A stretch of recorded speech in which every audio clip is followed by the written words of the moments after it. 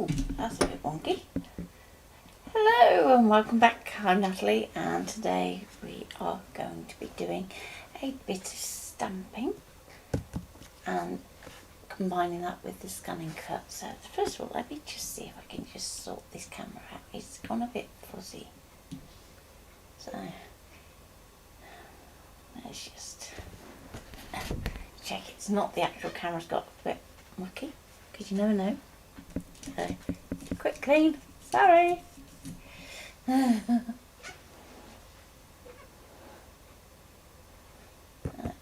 here. There we go. Let's see how that goes. So today I have a stack of coloured card. So I've got lots of different colours to play with. I've pulled out similar colours in my oxide ink so that we can stamp with that for a bit of tone on tone stamping. And I've pulled out a load of stamps. Now all the stamps I've pulled out I've linked on the group, so it's a good excuse to go and join the group if you haven't already. So if there's a stamp I use, chances are the link's on the group. So I kind of thought, well, I need some background stamps, I need some word stamps, and then I need like a feature stamp. So I've kind of pulled out several different ones that we can play with. And the idea is we're going to end up with sort of 3 or 4 pieces of stamped card that we're then going to be cutting the same pattern out of. So what I've also set aside ready to use is you can either use the 8x8 frame from the Foil Shield 1 or 2, or you can use your 12x12 frame, just so that we have a consistent corner to pop our card into.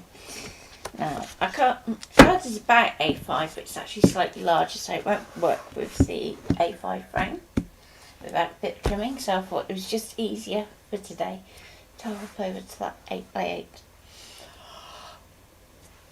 Oh, excuse me. Lack of oxygen. So, morning Deb, morning Linda, and hi Mom over on YouTube. Don't be afraid to ask questions, and I'm going to do a little bit of stamping in a few different ways now to my stamp platform. What I've done is I've done a little bit of prep. So I have a piece of an older cutting mat in here, and it's still reasonably tacky, but I'm also going to be using this on my station as well when we come to do some more background stamping, so that we're not actually kind of having to worry about the border where we've got our magnets. So let's decide on our colours first of all. And I've kind of stuck in a bit of a colour family, so that it's going to be fairly easy for me to go, okay, I'm going to kind of stick to those colours out my pack. And I think first of all, let's go for this stronger yellow.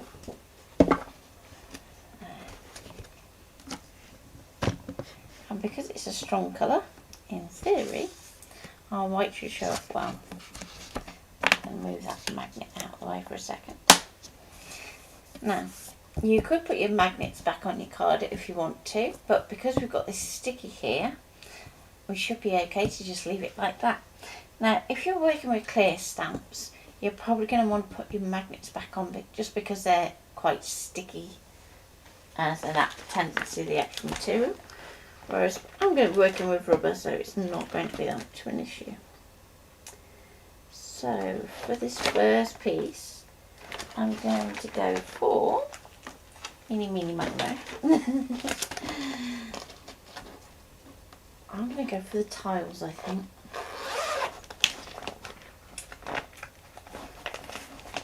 So I'm going to pull out this tiled background.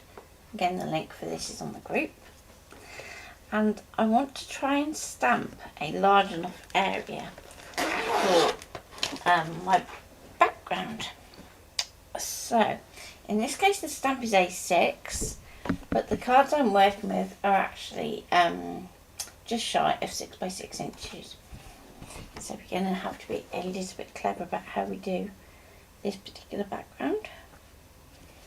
So I'm going to start off with it butted right up against that top line there. And it will mean that we get a little bit cut off at the edge, but that's okay, because most of what we want to do is going to be in this kind of centre area.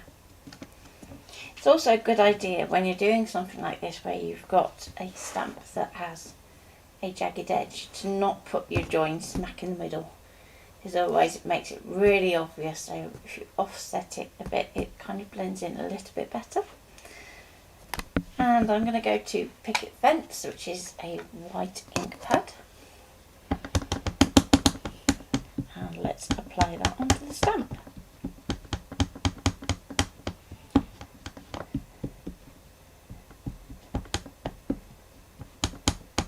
So what have you all got planned for the weekend? Are you doing something exciting? Are you doing some crafting? And if so, what are you creating?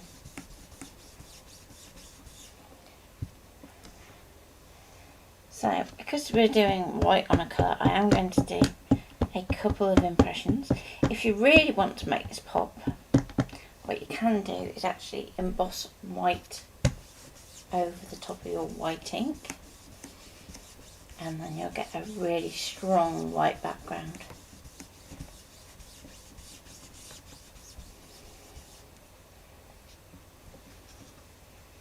Really does depend on the look that you're going for. So a little bit more, I think.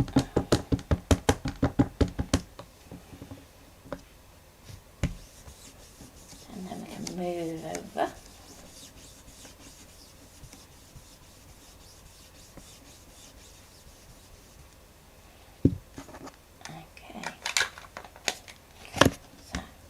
The lid on there for a moment so we can see. If we look here, we've got a bit of border just down this edge and across here. So now we want to kind of fill in from there and out. So this side here is actually quite a bit straighter than this side. So what I'm actually going to do is take that stamp like so, flip it that way, and hopefully you shouldn't be too far off having a nice neat join.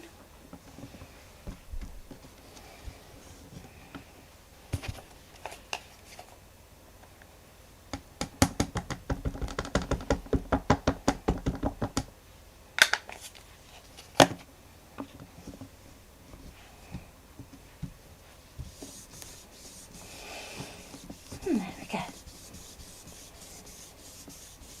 Oh no, your backs are still playing you up.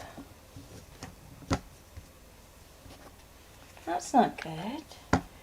So, however many times you stamp that first image, you want to make sure you stamp the second impression.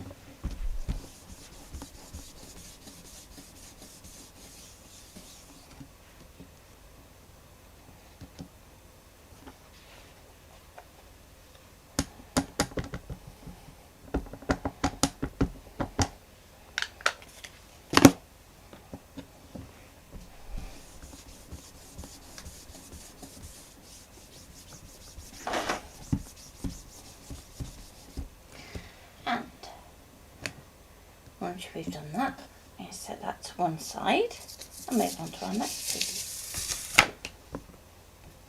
So there's our background done. Don't worry if you have got a little bit of a join in the middle, whether it overlaps or if it doesn't quite meet, because by the time that you've done all your fillets, it's really not going to matter. So let's get my cloth. Where will I put it down? I'm so good at putting things down in the wrong place these days. There we go. And I'm just going to use some water just to clean up.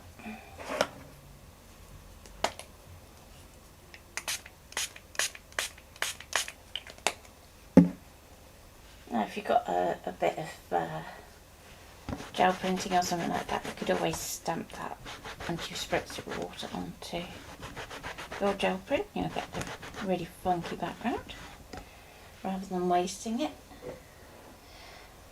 Okay, so next impression. So with this next one, I want to do something that is going to be more of a contrast.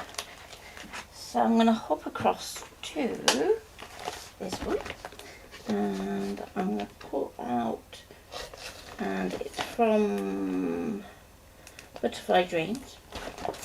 I'm going to pull out this corner design, and we can actually take this corner, so like so, it's nice and big. We can take this corner and actually rotate it so that we create a background with it. So what I'm going to do first of all is put my card in,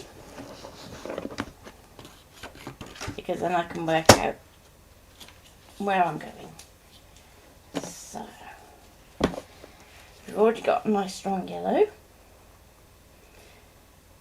so we could go towards the bluey greens to contrast that if we wanted to, or we could go a bit softer and paler. So I think I'm going to go softer and paler and use this nice light blue. Okay,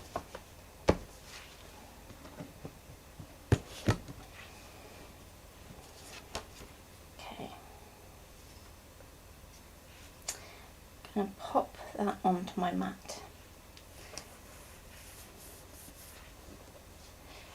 So we know this is roughly A5, so if we use the ruler on our stamp platform, we can work out roughly where our middle is going to be, which is about here.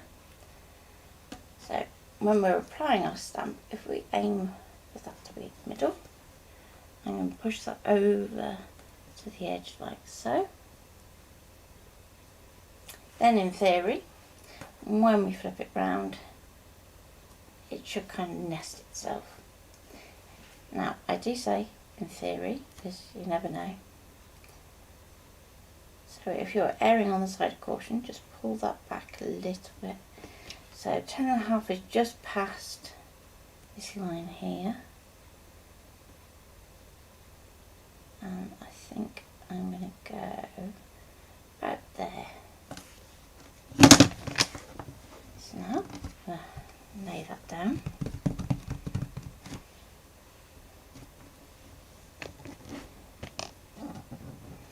And pay attention to where your card's lined up on here as well. So I've got it so I can just about see these dots on this line here. If I can zoom in a little bit closer so you can see that. There we go. So that hopefully when we rotate it round and we stamp again, we're going to be in the right place. Now, I could go for the tumbled glass, but I think that's going to be a bit too similar. So if we go to broken china instead, which is going to be a fraction darker,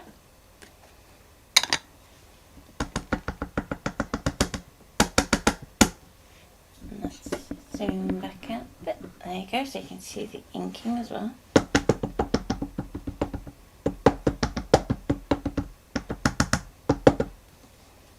Okay,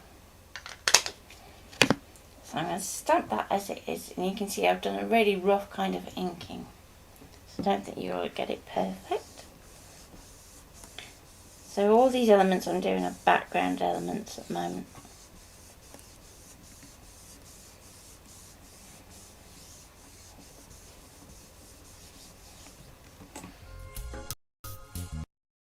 There we go. Sitting that's enough for now, so let me move that out of the way. There we go.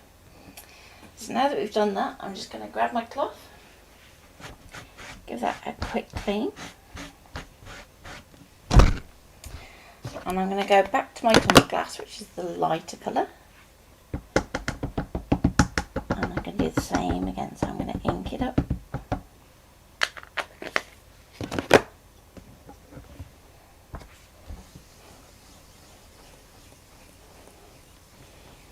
So whenever you want to knock back a colour, you could go to Picket Fence, or you could go to a lighter shade.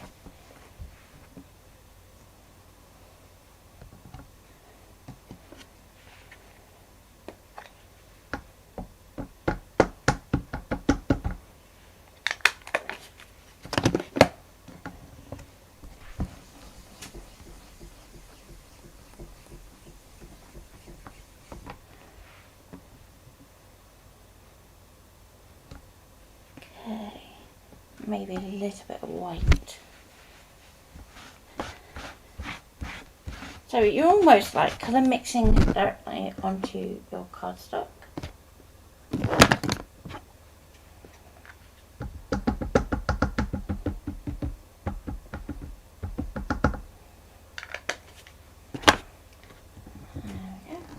Over.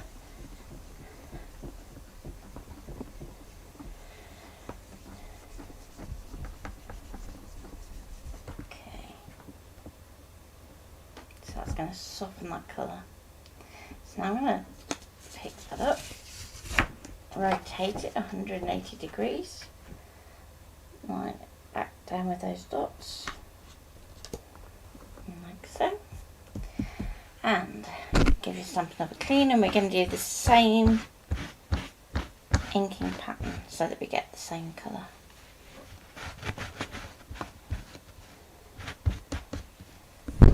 So starting off with broken china. And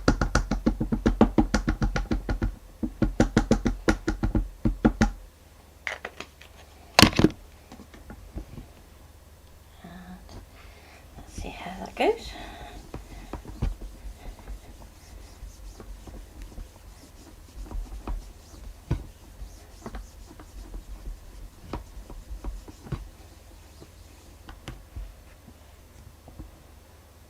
Not bad. So now, quick wipe, and we're going to go for those 2 layers of tumbled glass next.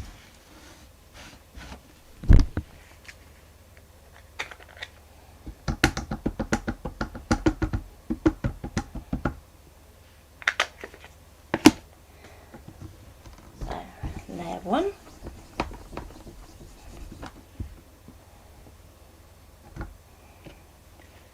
Now we're going in with the same colour, so we don't need to clean again.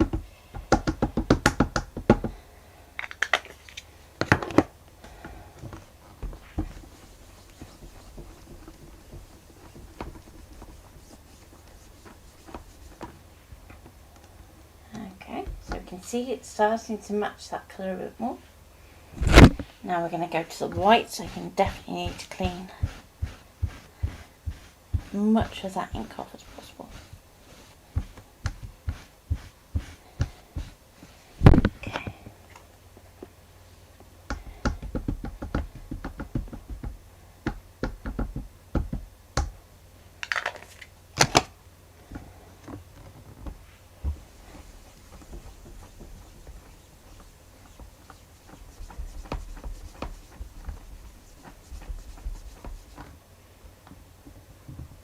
There we go, we've taken our corner stamp and created a nice background instead.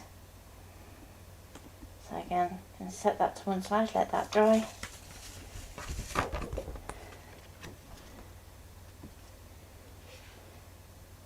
And let's clean our stamp before we go too much further.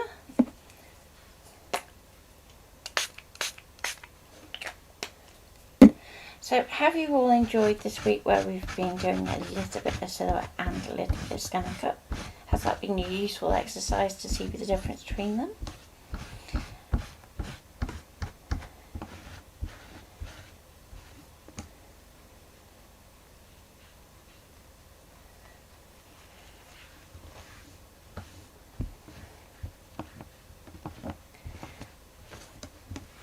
The other thing I wanted to say is we've launched the pre-order for the foils, so these are the new texture foils with the effect foils. So you have the 2 effect foils like this, in the silver and the gold. This is the gold, and then there's a matte and a gloss clear, and then interference purple to go with.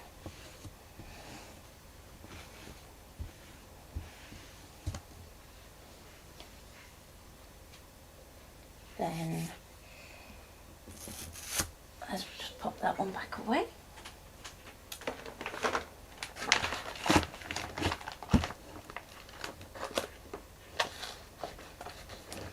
The other thing I wanted to say is we also want to try and grow our viewing time on YouTube. So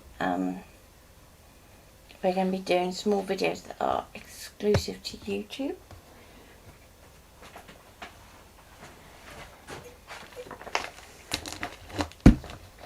Okay, so let's go for this crackle one. I don't think I'll put up a list of this one, but we can go for that one. And let's go to a kind of purpley tone because we haven't done that yet.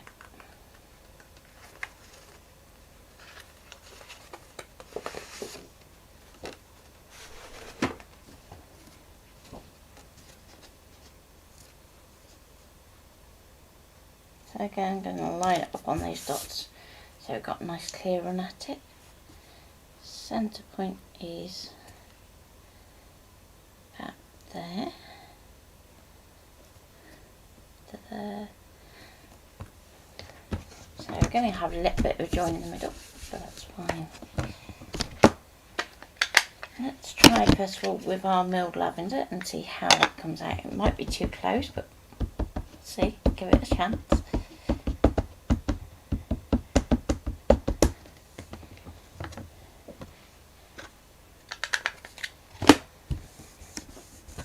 Also, just because Facebook is getting its knickers in a twist, there's also going to be a lot more content that's going up on the blog in terms of links to offers and things, so it's going to be worth keeping an eye to see what's going up on there.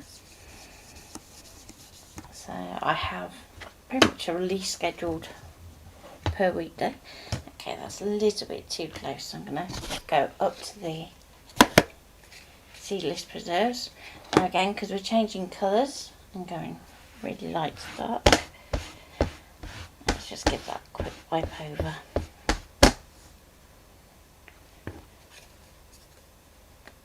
So I think Deb has a post going up today.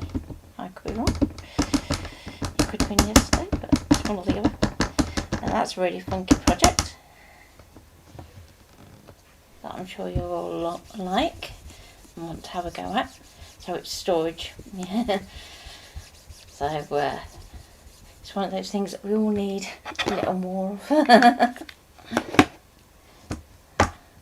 Okay. So let's take my card, rotate it round, line it up against those dots again.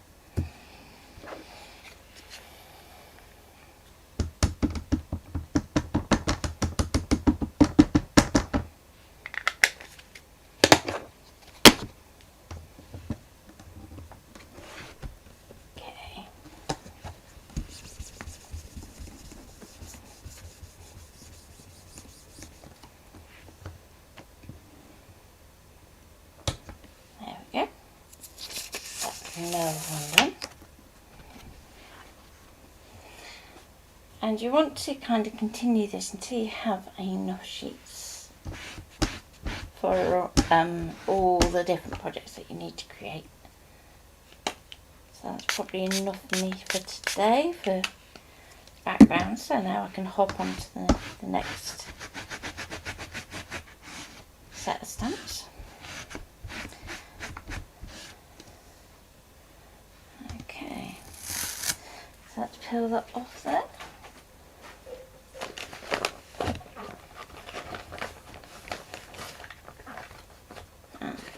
The background.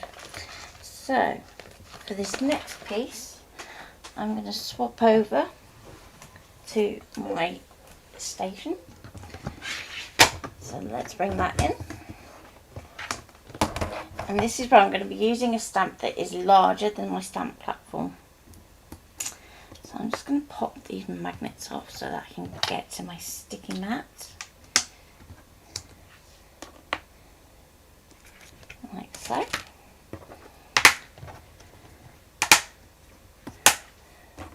Put this back into my stamp platform for now. Okay. So I have a few different bits and pieces from my station, but most of you should have something that is magnetic and capable of doing this. So, because my stamps are going to be larger than both my card and my stamp block to a certain extent, I'm going to be putting the magnets on the outside edges of my sticky mat, and the sticky mat's going to do the job of holding my card steady. But first of all, make sure that you get your sticky bit nice and level, because that's going to help when we come to doing our stamping. So, time for another colour. And let's go to that nice deep green.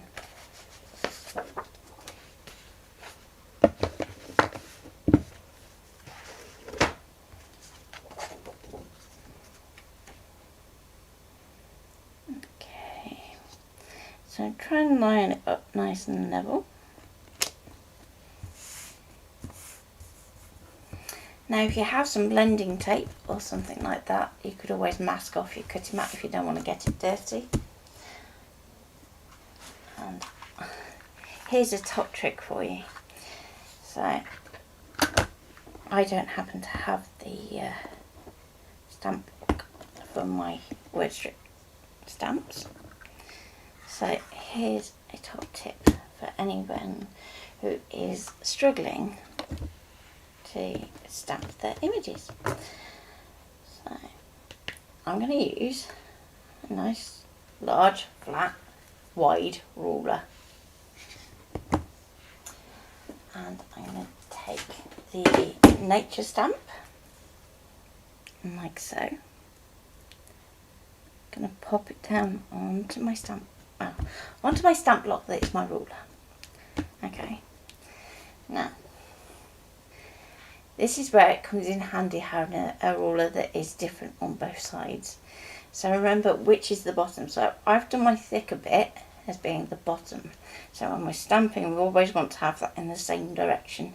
Otherwise we're going to have a bit of a random section going on. Now that's not to say this particular stamp won't work that way if you want to twist it. But if you're doing something that only works one way up, just try and keep it all like that. And let's go white. And for this first one, what I do is I'm overlaying my stamp over my card so I can see how much I need to have inked. And I do go beyond it, just because, you know, we're human. We're not always going to get perfect positioning every time. Especially when you're like free stamping like this.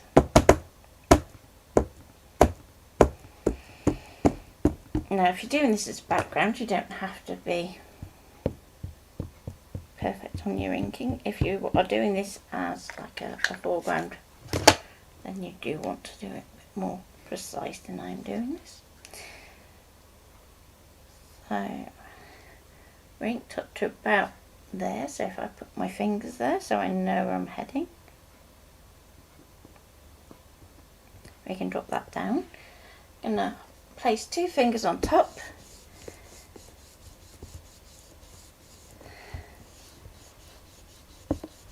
and still press down, lift up, and we've got our first line. Now when we come to do our next line, let's just give a stamp a quick wipe from this end. We're going to go a bit more over to this edge of the stamp.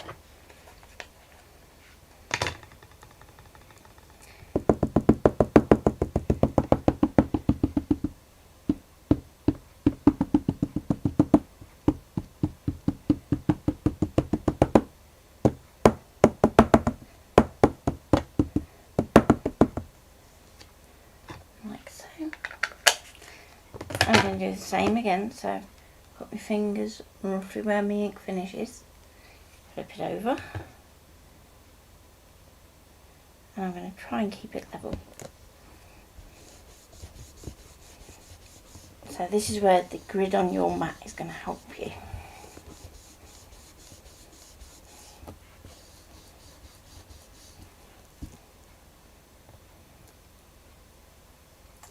like so. So I'm going to go sort of in the middle-ish. And once you get used to doing this, you can then go and break the rules and have them go in all the different ways.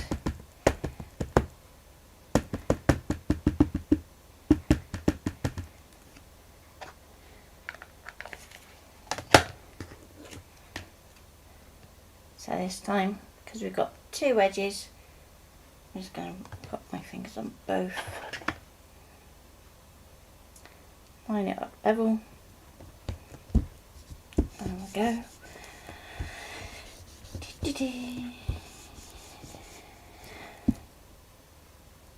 Okay.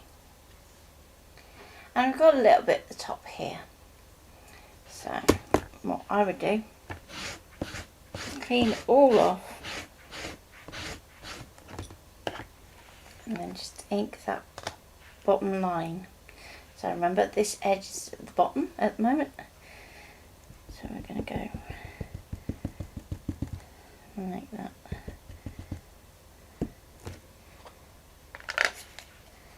Now if you catch these words here, it's not going to hurt.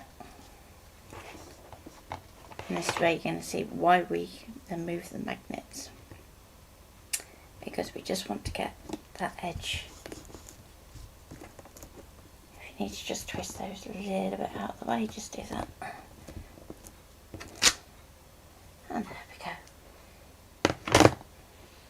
So again, you can emboss that if you want to, have a bit more to start, but for a backdrop, I think that looks really nice for tone on tone. So, with all those now done, what I'm going to do is do my cutting next.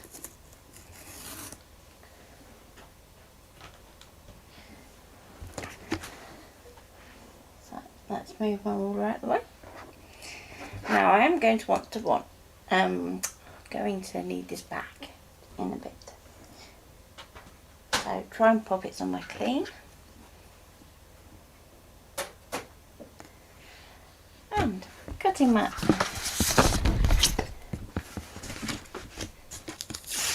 It's very quiet today on the old chat. I'm not seeing anything.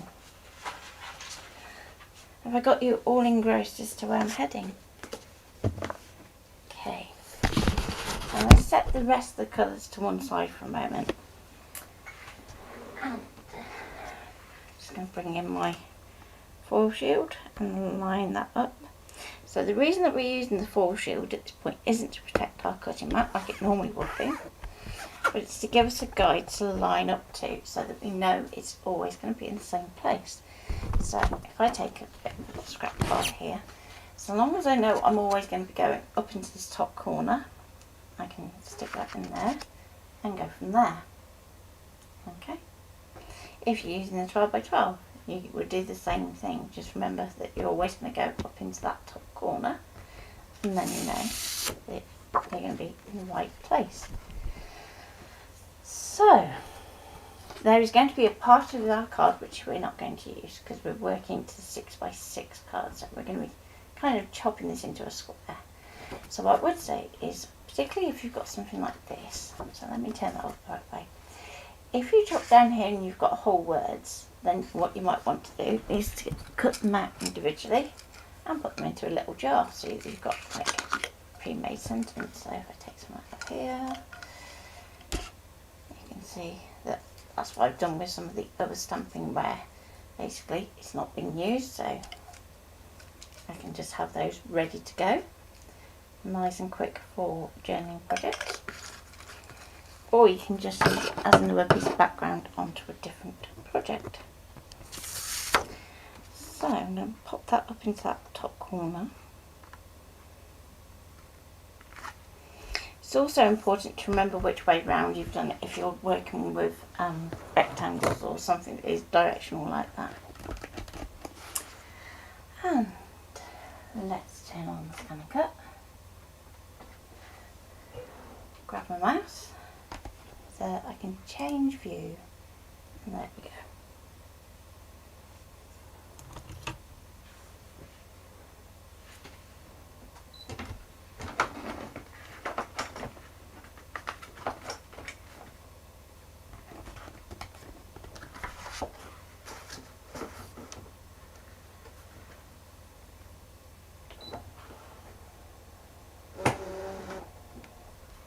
load our mat with our piece ready to go.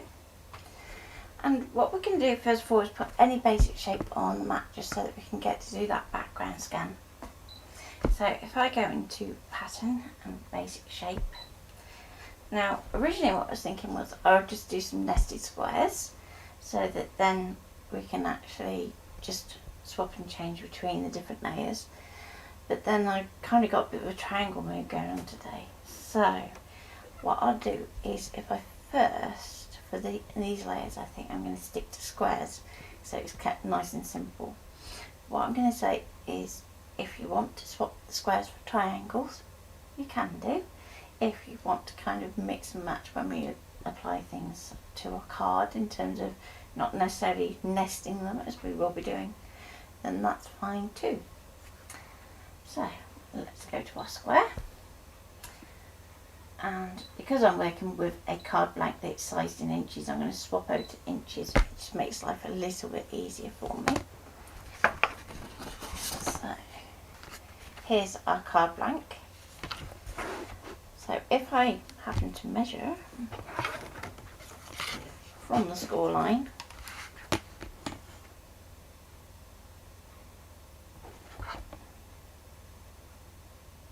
you're looking at just over 5 3/4 inches.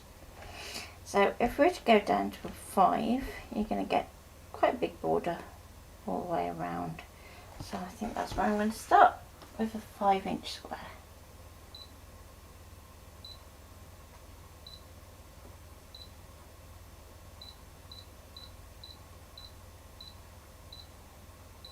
So there's my 5-inch square. I'm going to add that to my mat. Okay, now at this point, before we do anything else, we want to do a background scan. So you want to check that behind your ScanNCut is clear. There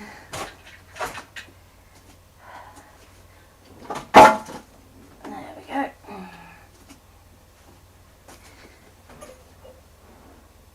And we're going to do a background scan. Make sure that you lift that scan glass. And start.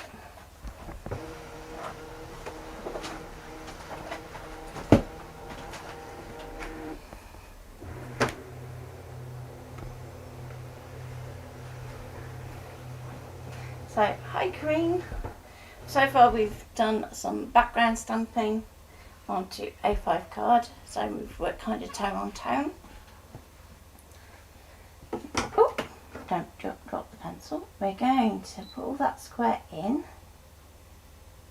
so that it's within our card, and you want to make sure that you've got a good border all the way around the outside for a couple of reasons. So some of the stamping we didn't go edge to edge. Okay, so by moving it in, we're going to make sure that we're getting as much of that stamping as possible. The other issue is if for any reason there's any variation in your card width between the colours, you're going to allow for that too. So I'm going to go into edit.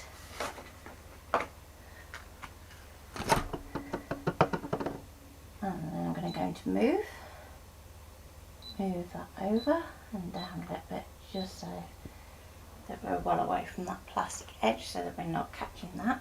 Because again, if we do anything that's too close to our foil shield edge, then that's going to interfere with it seeing the blade depth properly. So if I move that in, we're going to avoid that. We're going to go OK. Into Object Edit, and now we can use Offset. And we're going to go inwards, so that means that we need to do a negative offset.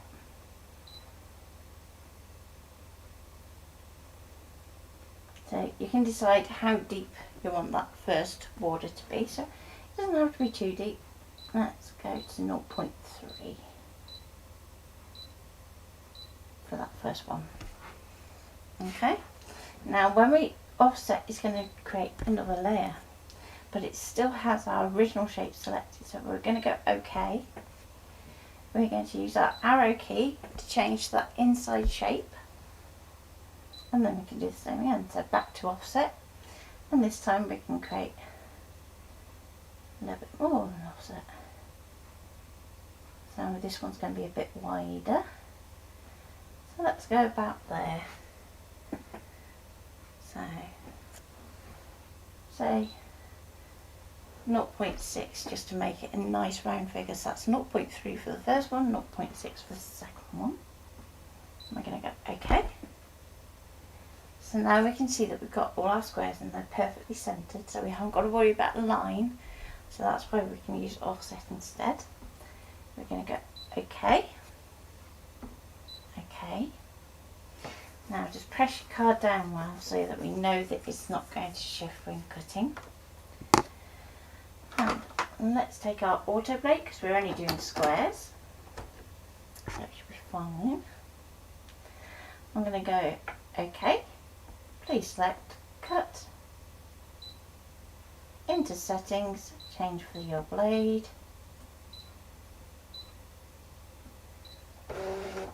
Off it goes.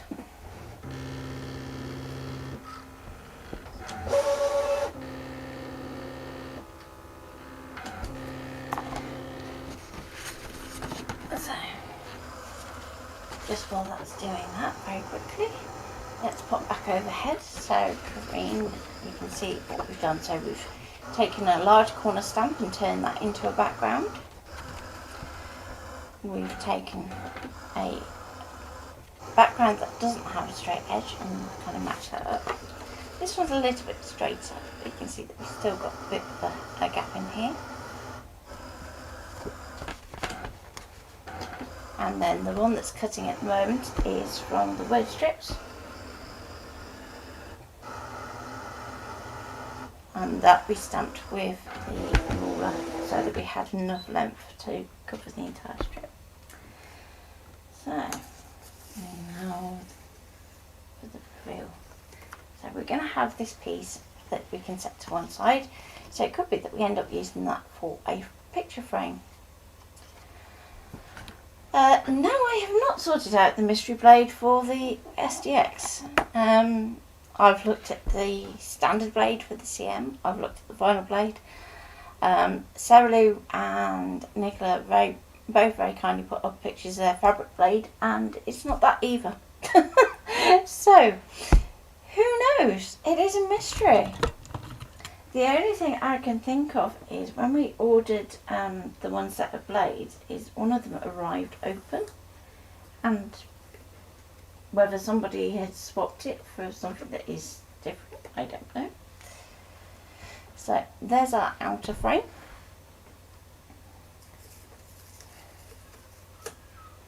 Then we have our inner frame. And then we have our centre panel. So to save on time, what I'm going to do is just look at which one I think is going to work best with it.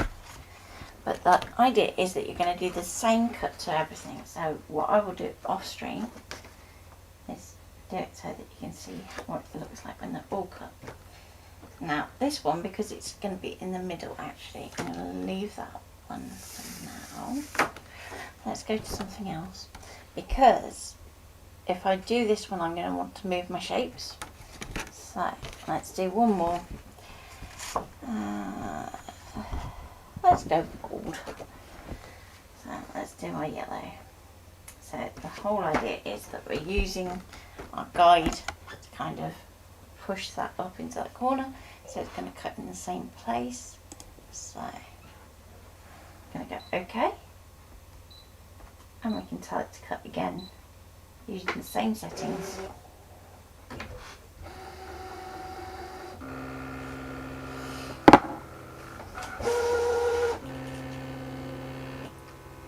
There we go.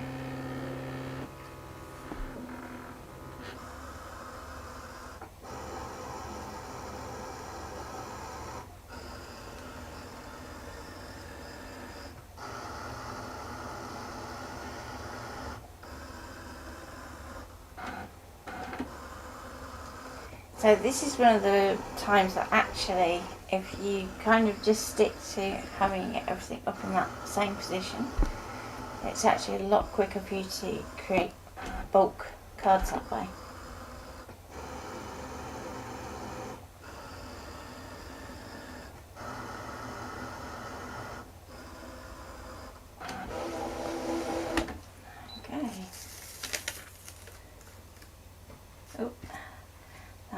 it's not quite gone all the way through. So let's just send that round once more. We're feeling.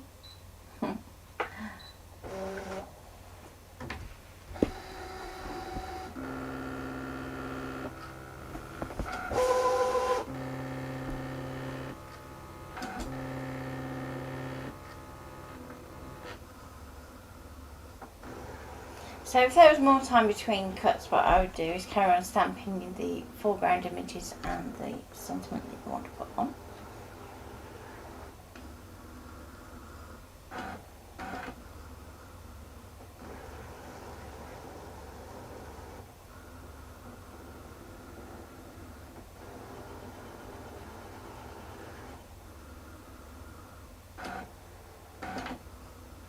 And you can hear when it goes back round where exactly it needs that cut. So if you hear that like sound, that's where it's cutting through the bit that it didn't manage to go around.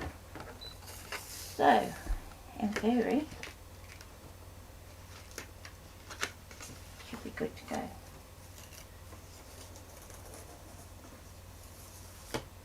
There we go. So we have our outer frame, which again we can set to one side and use that for another project.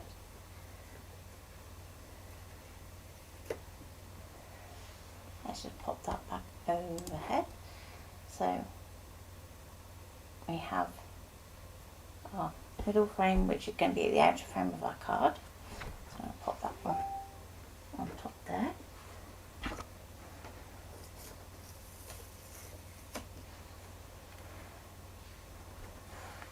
There we go. And finally that one.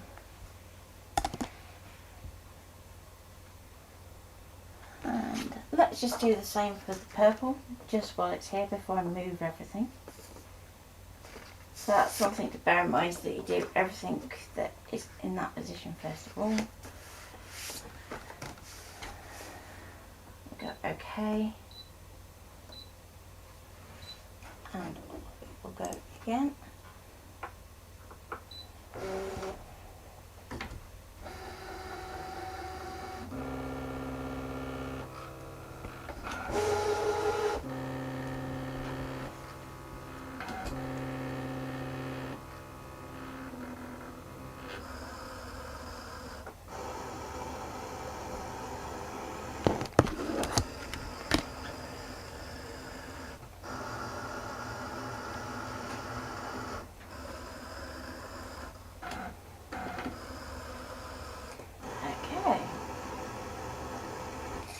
So with this next one, we're going to shift everything down so it's going to kind of centre on this panel here.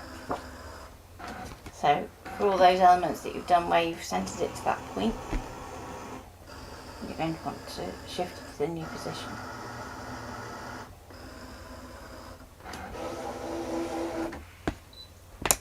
Okay. Ooh, we've really not done that. Off you go again. Just see what's going on. It might just be that it needs a clean.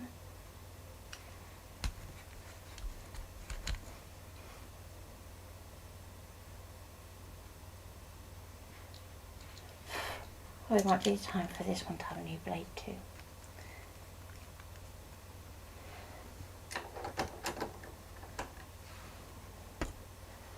Okay.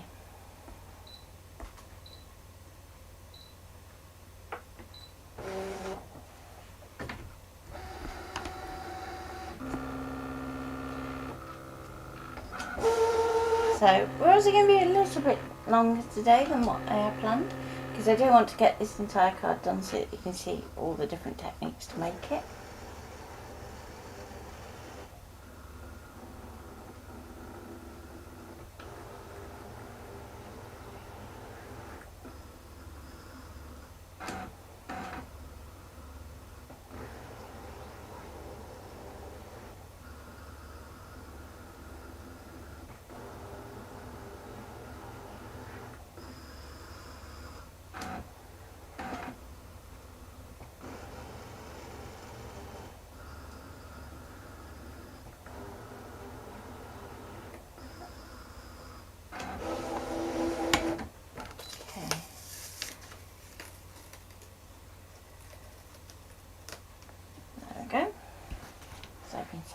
one side for later.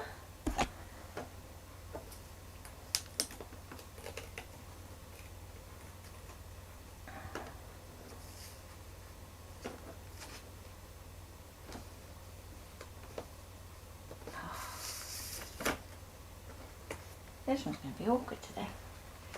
That's okay. I'll come back to that one later. So now, with this one, I'm going to just rotate this round. So I'm going to go up against that top edge. So whereas before we're cutting everything vertically, I'm going to go horizontally. I'm going to go OK. I'm going to go back. So that we're back to where our scan is there. And let's do a fresh scan.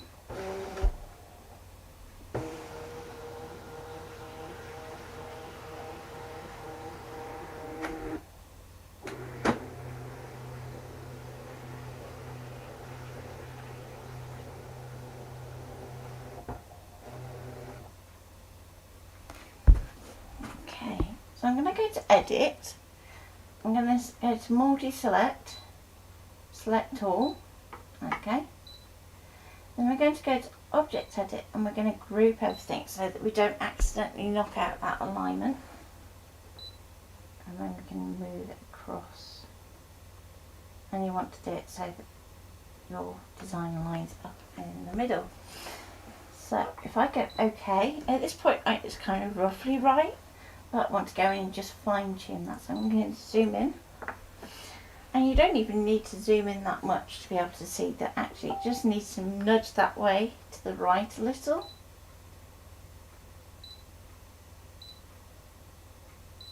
And we're going to nudge down so that we're in the middle of that card. So you want an equal mat there to an equal mat down here. So I think that's probably pretty close. We can go OK.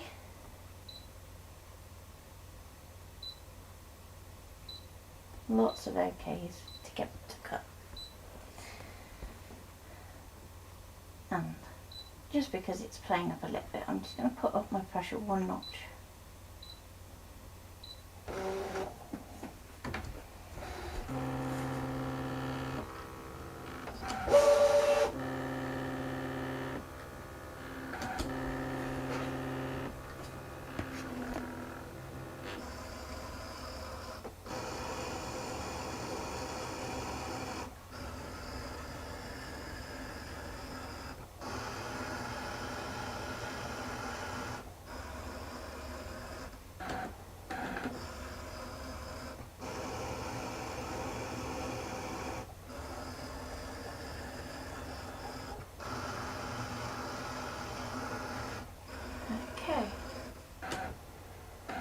So let me just flick on the comments.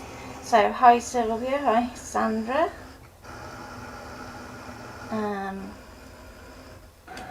Yeah, I hope Deb's back's better soon, and hi Mary. So I don't get all the comments through to my other software, so it's usually a case that they end up popping onto the app anyway. Just to check I'm not missing people. Okay.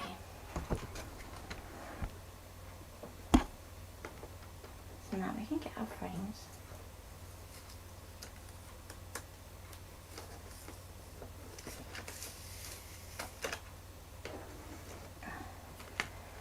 And back overhead. So now we have this one's ready to go too. So what I might do, you see, is choose to have one from each of the three colours that kind of go together. Or it might be that I choose to put a plain colour in with that too. So I think actually let's be colourful, because usually I'm a bit on the tame side, so let's go colourful and bright today, shall we? So I'm going to start off by getting one of my card blanks, because I pulled a couple out. Okay, so I wanted to do two on stream, so to show the mixing. And let's go to, I think I'm going to have the word one for that middle frame. And let's go to, yeah, that looks better. And I'm going to go to our pale one for the middle. So you can decide whether you want to go that way up or if you want to twist it and pop it that way round. It really does depend on what you're going to put on the front. So I think I'm going to go that way. Okay. And then I'm going to go for a nice bright yellow frame to go around the outside. Like so. So there's the start of our card. So I'm going to work, let's think, probably middle frame outwards actually. So it's going to be a little bit easier to stick this frame and have it keep its shape, because with the outer frame, because it's thinner, you're going to have a bit more of a tendency for it to warp when you try and stick it down. So by going for our solid frame, we're going to have less of an issue. And we're going to need some tape. So that's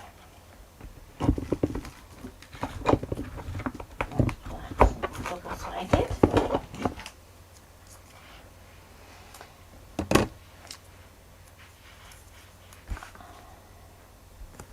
So I do prefer using tape for things like this where you've got lots of thin card layers, because otherwise if you do it with wet glue, number one, you've got to wait for it to be dry enough and set enough that you can carry on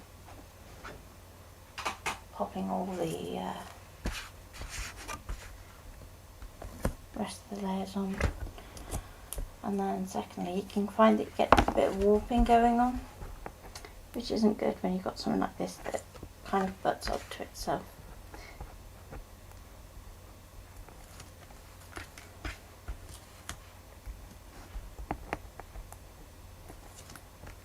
Okay. Now you can take a lot more time doing this than what I'm doing. So get it up the right way for the way that you want to go with it. And I'm going to go this way around, and I'm going to aim for the middle.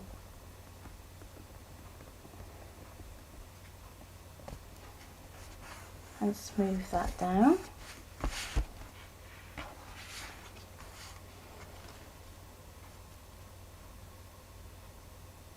And I'm going to go for that centre panel. You can use something slightly wider double-sided for this.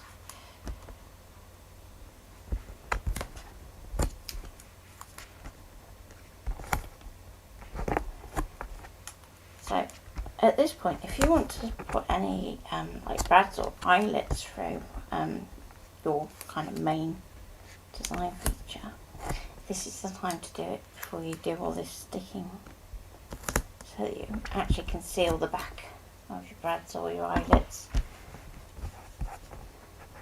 Okay.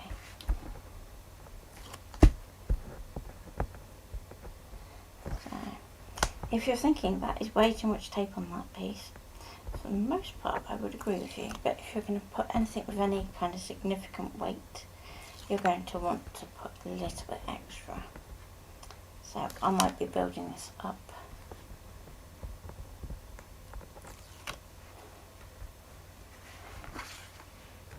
Okay, so I'm going to go this way and slide it into that slot, like so.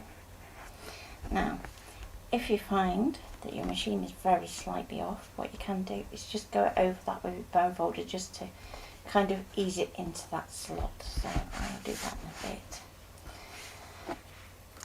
Next, our next layer. So just check your fit first. Okay. Then what you can do is to make your life a little easier. Rather than applying your tape to your frame, I'm going to use a thinner tape. So this one is like really, really thin. And I'm just going to apply that straight onto my card.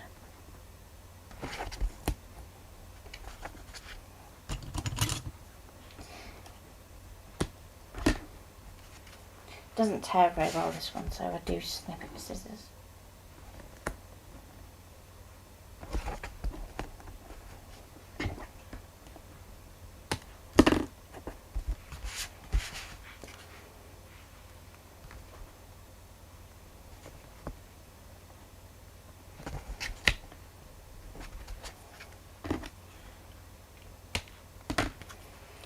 And we're near there. And all we've got to do is work on the pretty part.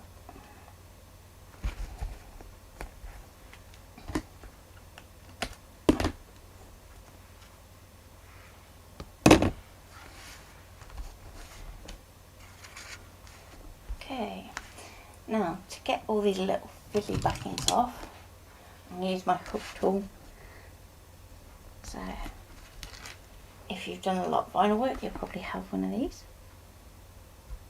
They come in all kinds of shapes and sizes. So the one I'm using is a silhouette one. But I also have a load of different ones. So I have a HTV romp one that has like angles rather than a hook like this that curves. And I even have like a pair of tweezers that are really good for doing really intricate vinyl work. Okay, so no, this is upside down, something to always bear that in mind. And I think I'm going to go that way. So pop that corner in there. That kind of drop, and I'm just going to pull that over there where it needs to go.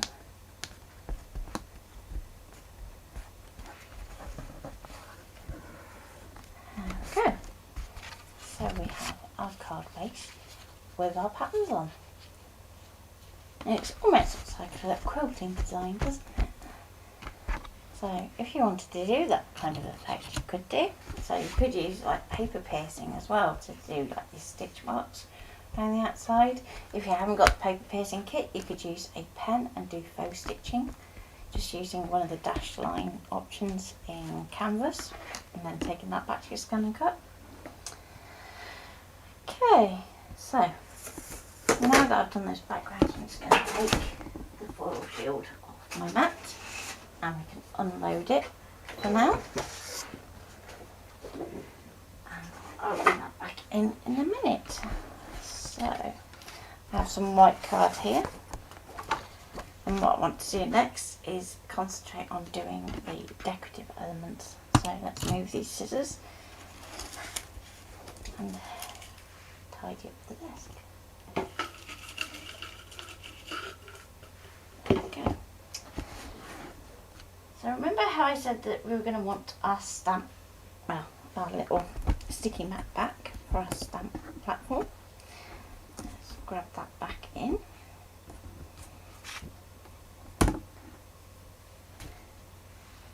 Like so. And I want my stamp platform this time rather than trying to freehand it, because we're going to be using text.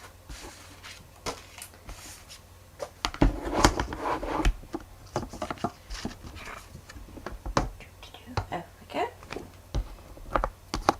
Out with the magnets.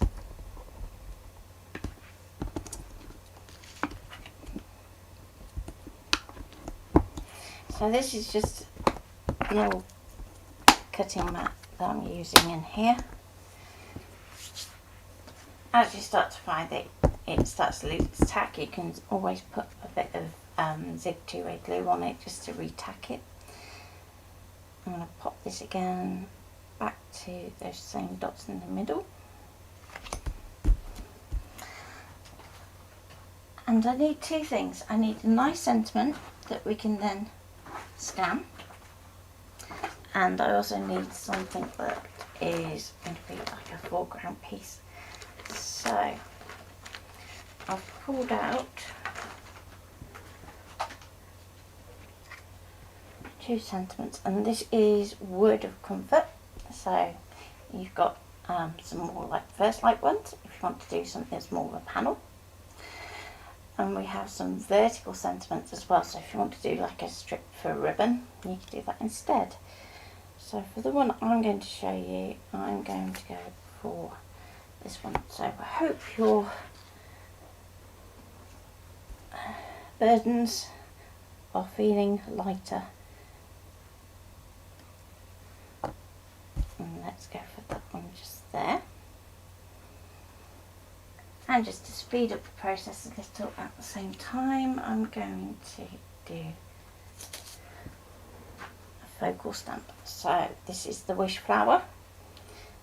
I'll pop that and let's get that over there.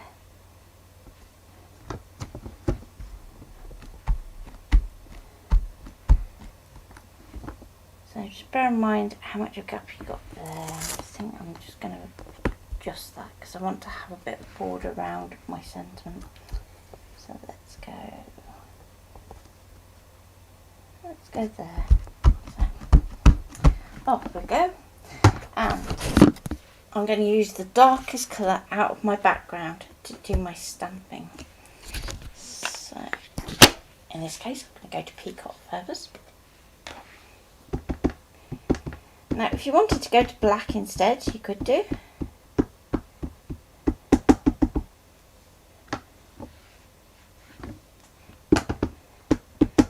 And I'm going to ink up my flower. So I'm not too bothered about the words around the outside of it. I just want to get my flower stamped.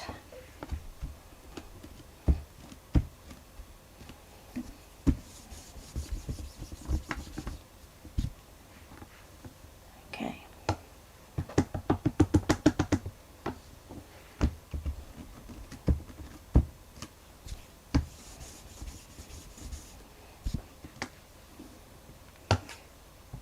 So I'm just going to put a bit more colour onto my sentiment. So what you don't want to do when you've got something like this where you've got a really fine stamp is kind of squidge that ink in.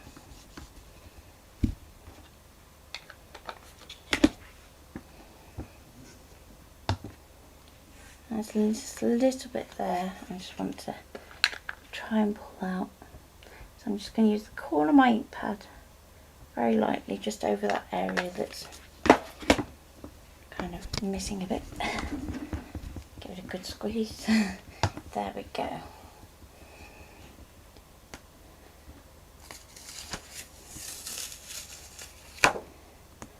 So you should have something that looks like this.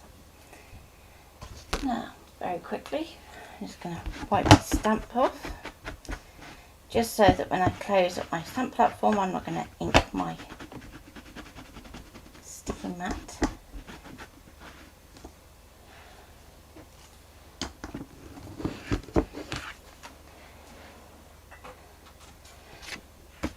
Okay,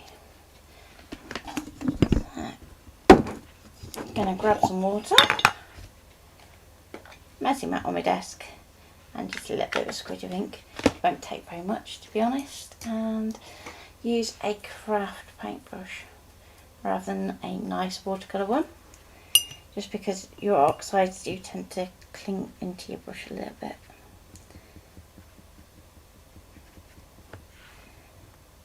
And I'm just going to do some very quick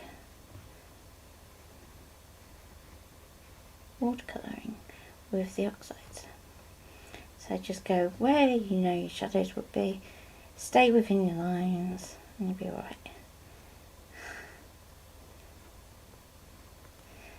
Okay.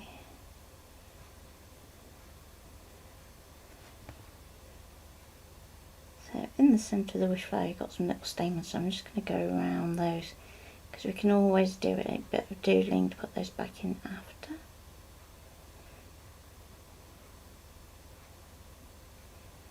As you work round, it's going to kind of pull a little bit of that stamped line anyway, so you won't find that you end up re-inking your brush too often. Usually when you're more likely to run out of water than ink. So you just take that along there. Make sure you get right into these corners here. So that's just going to help your petals pop. Do the same here. So round we go. Round. under there. And if you want to pick up on the other ink colours that we've used, you can bring those in if you wanted to.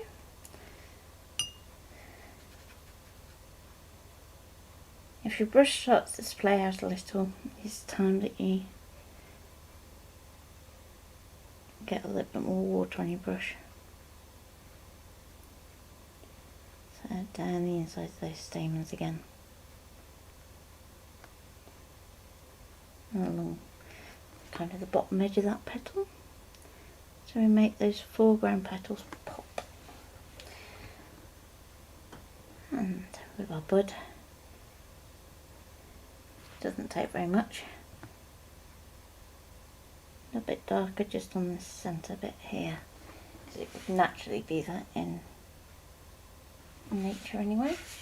And then it's up to you whether you want to go to the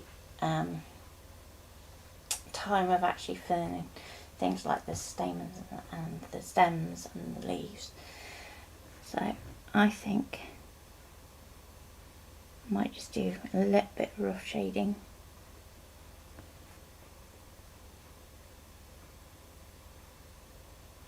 And that's just going to help out ScanNCut a little.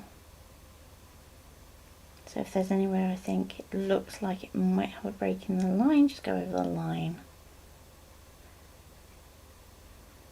Just so it all joins up.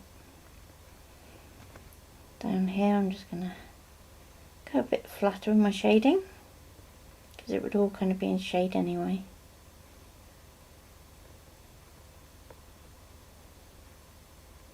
There we go. Very quick watercolouring. Give your brush a good clean. So as I said, when you're using oxide, it does tend to stay in the brush. So usually at the end of a session what I'll do is I'll actually go and run them under a cold water tap for a little bit until it kind of runs clear.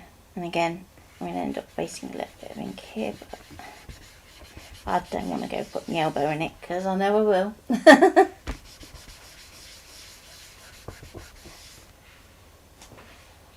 Okay, back to your cutting mat. And we have two different types of cutting to do here. So we have one where we can use direct cut to actually fussy cut out that flower, and one where we can use background cut to kind of cut a nice shape out around our words. So if we were to try and do that with direct cut instead, what you're going to end up with is lots of individual letters, which isn't what we want. We want to keep our sentiment nice and whole. So never be afraid to do 2 or 3 different routes to do the same thing. Okay, so back to ScanNCut. Gonna load my mat.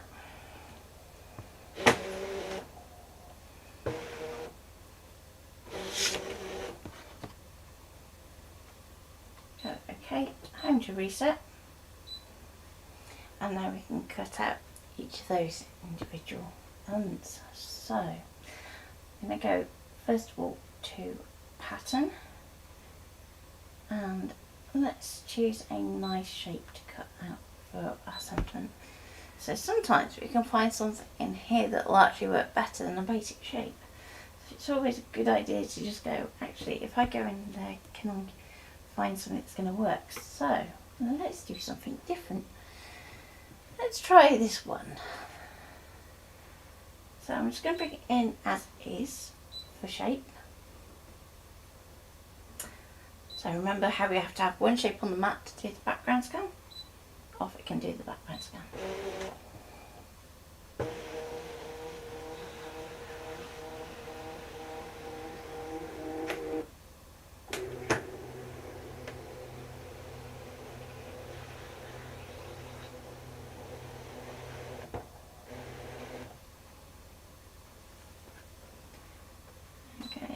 Now we can see that actually that shape needs to shrink down a bit, quite a bit.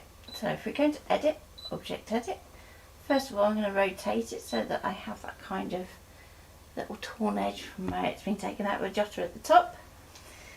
Go OK. Then we can go into resize, And we're going to scale that down till it fits around our sentiment nicely and within our card as well. So a little bit more. So pay attention up here where you've got your loops, just make sure that's not going into your sentiment. I go OK, and my sentiment isn't quite straight, so I'm going to go 1 degree to the right, and then I can go and zoom in and just double check that I'm happy with that. And I'm just going to nudge up 1 notch, and yeah, I think that's about right. So let's go OK. Now because we've got that detail, I'm going to swap my blade to my vinyl blade, just so it can handle that detail a little better. And we're going to go to cut. I'm going to go to my settings and take that back to -6. Tell that to go.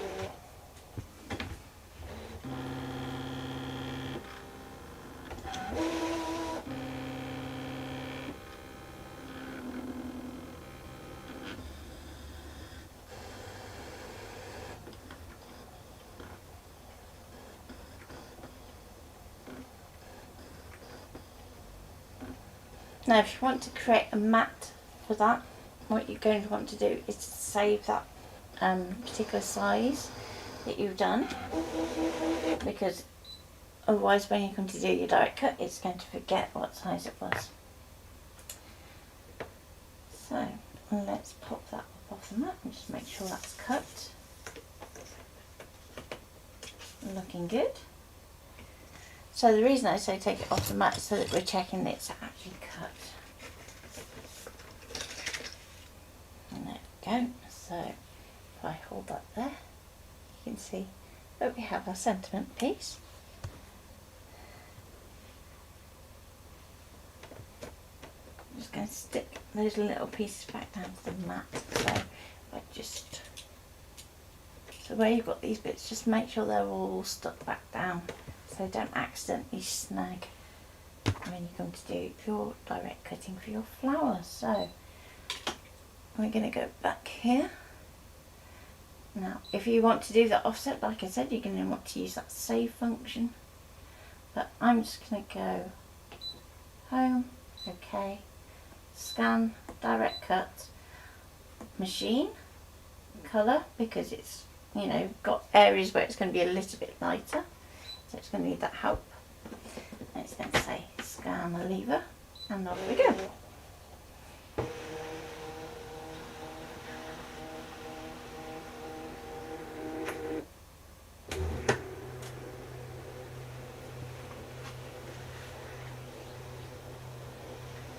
So, hi Annette. Hi Sally Ann. Okay, so we want to move our frame in towards our flower and away from our cut line as well, because otherwise it'll pick up where the cut line is. We don't want that. So we're going to go OK.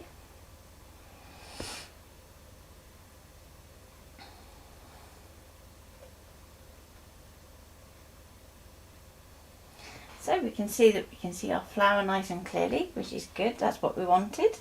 But you can see that it's also seeing some of our writing. So if we go to ignore object size, because we just want that one big thing in the middle, we can use ignore object size to basically ignore everything else rather than having to do it manually like we were doing the other day. So with those all knocked out, I'm going to go OK. OK. And we can see that we've just got our flower.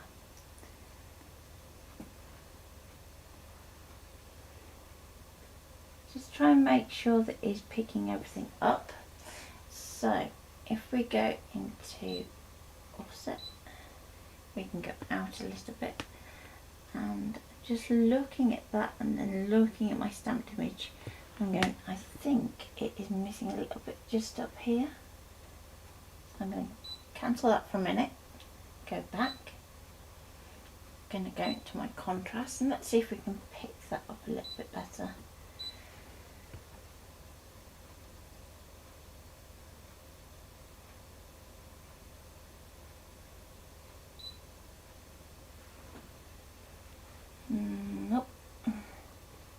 still got a bit of a juddery bit there which we don't want, so let's see if we go upwards instead.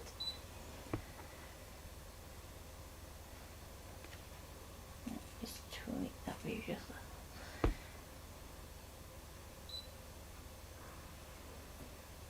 It's still not quite right, but it will do for today. So let's go OK.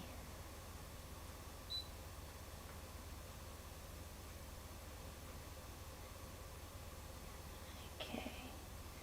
So when we're doing direct cut, the one thing it doesn't do really is the inside of things, but that's okay for this one. And off it goes.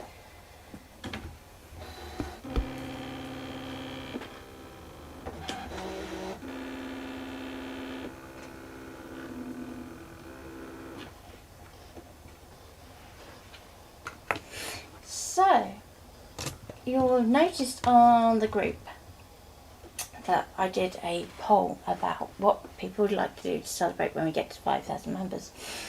And you can overwhelmingly say that the answer was a free workshop. So now, here's your challenge. Share out the group so that we can get up to that 5,000, and I will do a free workshop for you all so that you can have a bit of a taster of what a paid workshop with us is like, but also spend a little bit of time getting to know each other, which will be fun. It will be exclusive to the group, so it won't be on the main page like these are.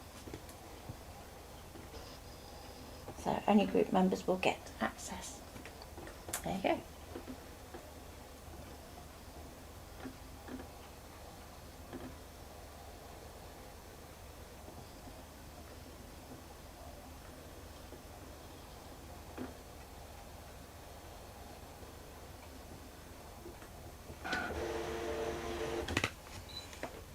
Okay. So let's see how that did. Yeah, that's the biggest. So let's peel that very carefully that way, just so I can show you. So basically, if you get something like this, it's because it couldn't quite see that line there, so it didn't see it all as one shape. So the way that you would get around that is if you have a colour fine liner that's the same colour as your ink, then what you can do is just go around that line. So let me just hold that a little bit closer, so just around here. So let's get my trusty spatula and let's move the camera. So there's my flower. So because we've got these little thin stems, I'm just going to start with those first and then just slide it under one at a time. So basically when you've got detail like this, is where you really do benefit from having a metal spatula, because you can get underneath and push down into the mat to get it off, so that you aren't damaging anything. So even if you've got this little thin bit, just, now that's weird to try and get my head around, here, so long as you've got that metal spatula, you're going to keep that in one piece. So far so good. Back to overhead. Just going to unload the mat for a minute. There we go.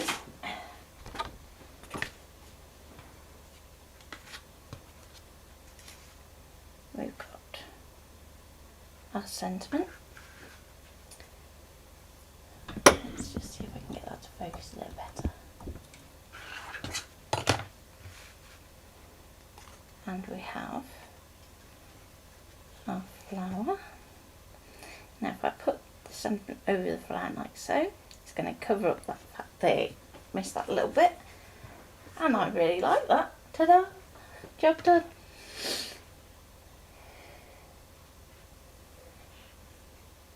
So you can either stick that flat like I've kind of laid it out there, or if you want to use some 3D foam on that sentiment to make that pop up, you can do that. Or if you really want to go to town and pop both of them up, you can do. So what I will do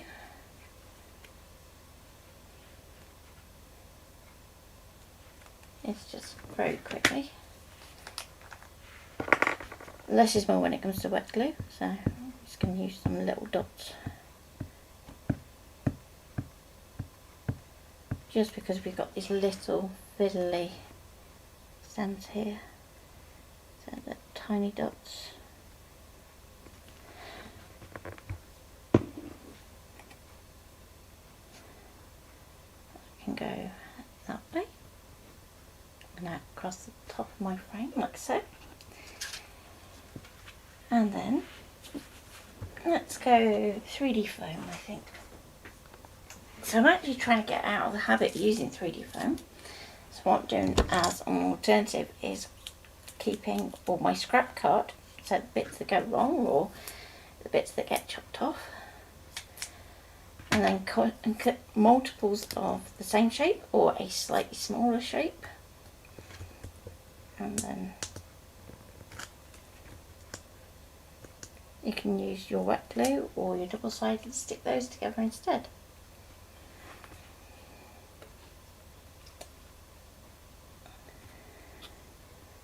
So I'm going to go just there, so we're getting a little bit of that detail from the frame underneath there, and job done.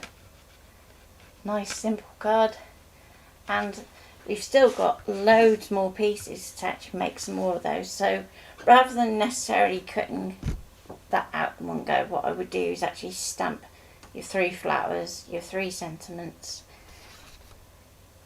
and then do your colouring, and then you can bulk make after.